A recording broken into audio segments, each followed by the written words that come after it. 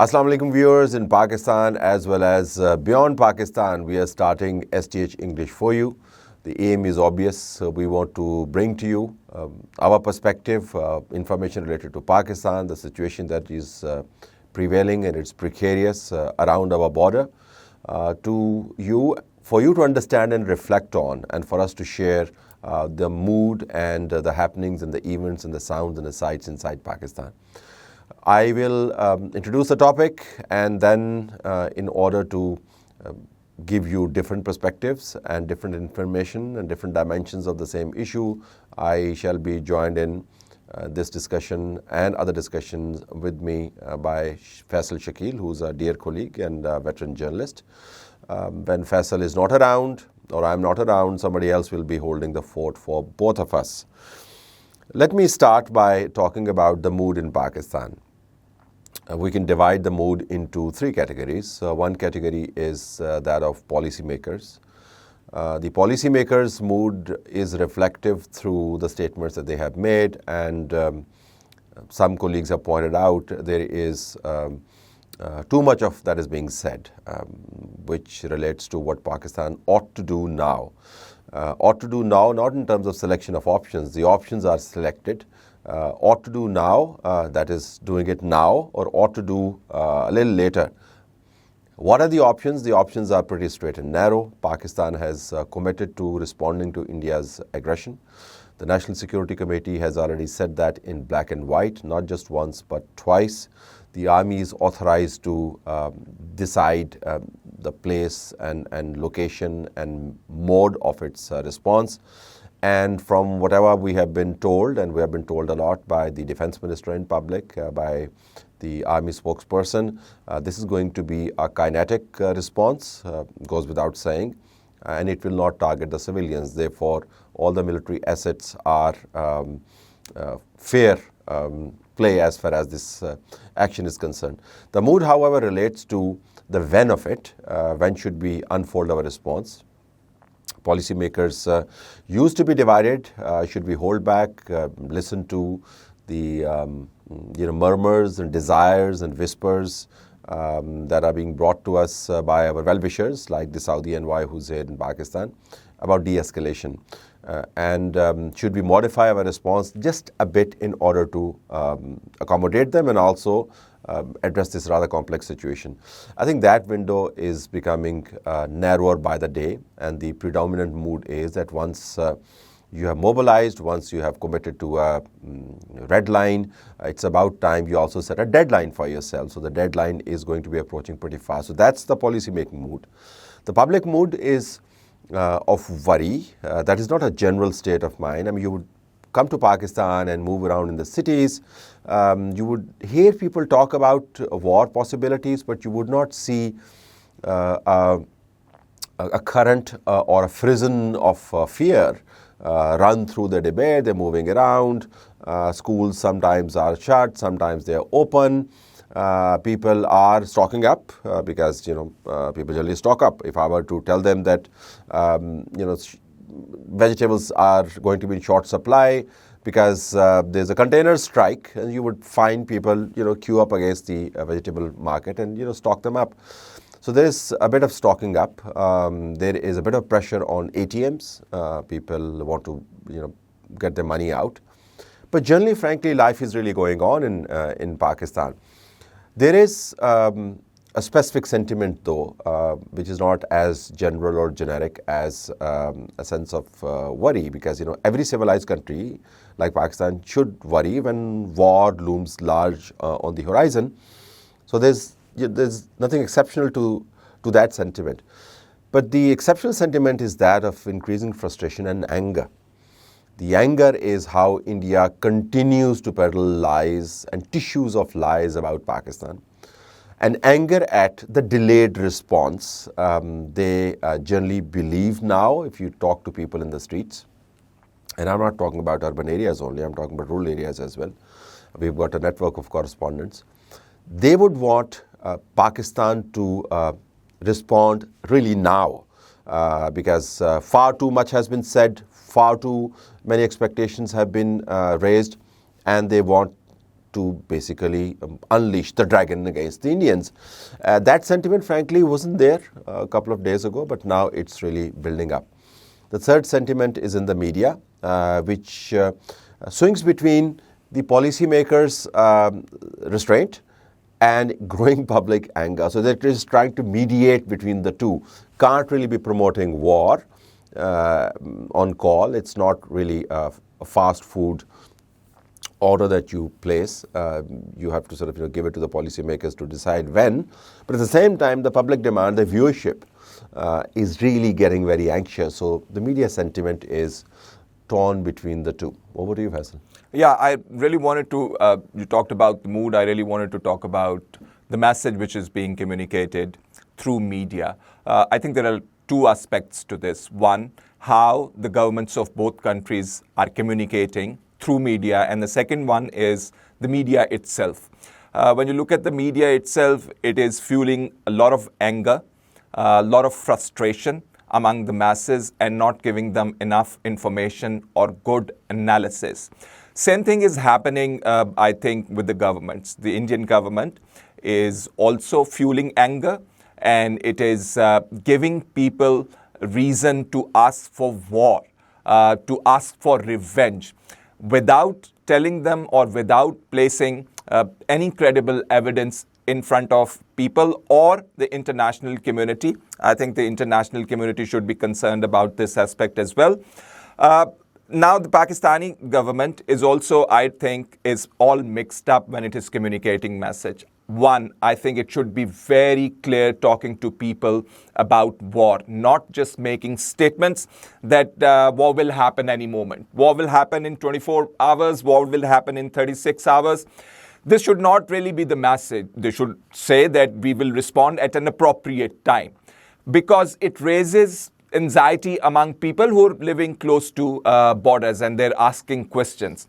If war is looming large, then a government should really step in and tell people who are living close to the border what should they really be doing. Should they be stocking food? Should they be getting ready? Should they be packing up? Should they be, booking places on Airbnb or talking to their relatives that we're moving over?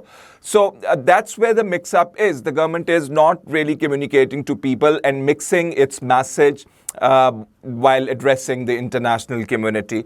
So if you want to address international community, I think you should have a separate message or somebody specifically reserved for that purpose. And if you're communicating to the people at home, somebody else should be doing that so people can really differentiate between the two messages which are being given.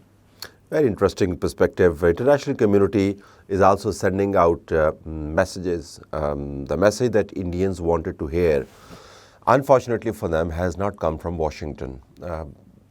The language that Trump speaks is not a language of rhetoric. In fact, there's a lot of repetition in what he says, but he just says one thing. And one thing that Indians did not want to hear from Trump was to suggest that India and Pakistan are co-equals now. Indian diplomacy in this region, particularly with regard to Washington involving Pakistan, has always been focused on dehyphenating Pakistan from India and establishing themselves a country of great credentials, economy of scale, and a lot of diplomatic weightage, and placed invariably at the high table alongside Washington.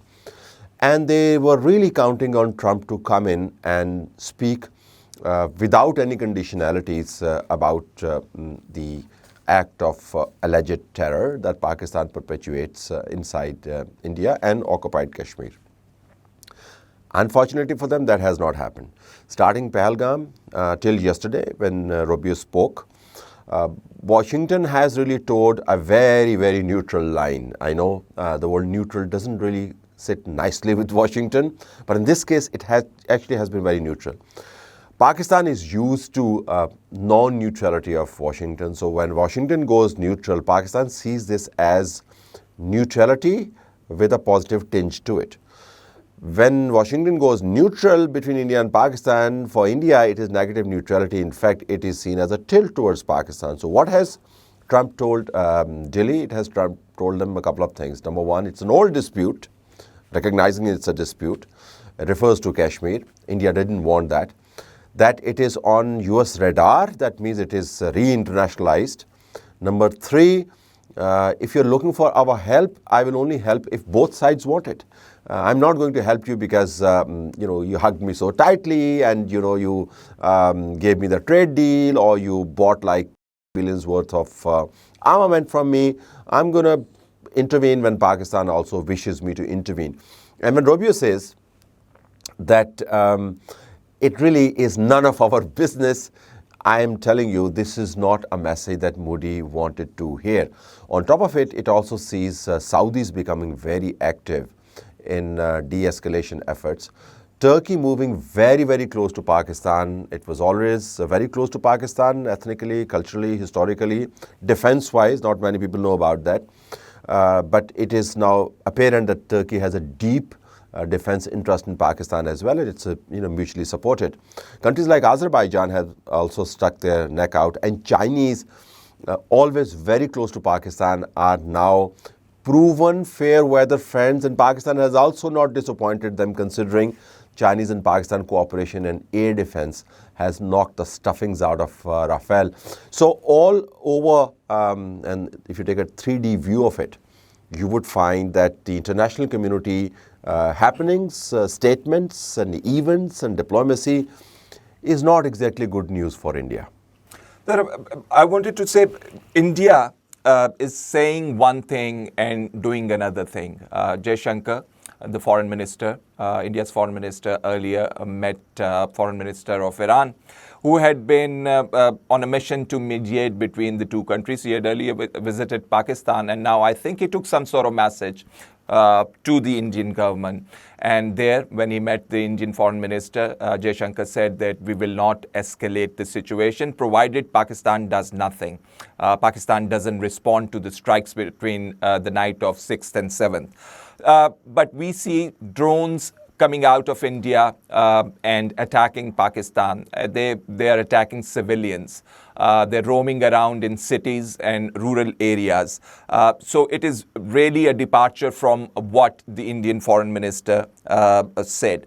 Pakistan has been exercising restraint, really exercising restraint, because we've not seen an attack, a comprehensive attack or a planned attack from Pakistani side, and we have not seen any evidence from the Indian side regarding any attack on their territory. They come out with news, but they fail to provide evidence. What is really interesting is the fact that the DGISPR, who appeared on TV the other day and said that we can provide you with signatures of attacks that are caught on radars. So it is not 18th century that you cannot provide proof of attacks that have been carried out. So India should do the same if it claims that Pakistan is attacking Indian territory. Although much is happening on the line of control, a disputed territory held by India.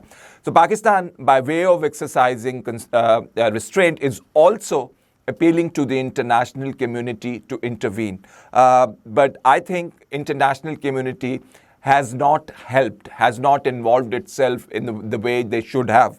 One, they must see what sort of evidence India has brought forward. They should analyze it and they should talk about it as well. And it is also really, really very bad for international order when a country which says that an attack has been carried out on its territory, it first should present evidence and then should take action. And I have seen attacks in the West, and I have seen the way they conduct investigation, the way they provide you with proof. They never attack any country in the wake of any terror attack on their territory. What has gone wrong with Indian government? They're flouting international law. They don't care about international community. Is there a conspiracy behind this? We've really got to think about it. We have a lot to think about, but for this edition of STH English, that's all from my side and Faisal. Keep watching and keep giving us your feedback. Thank you very much.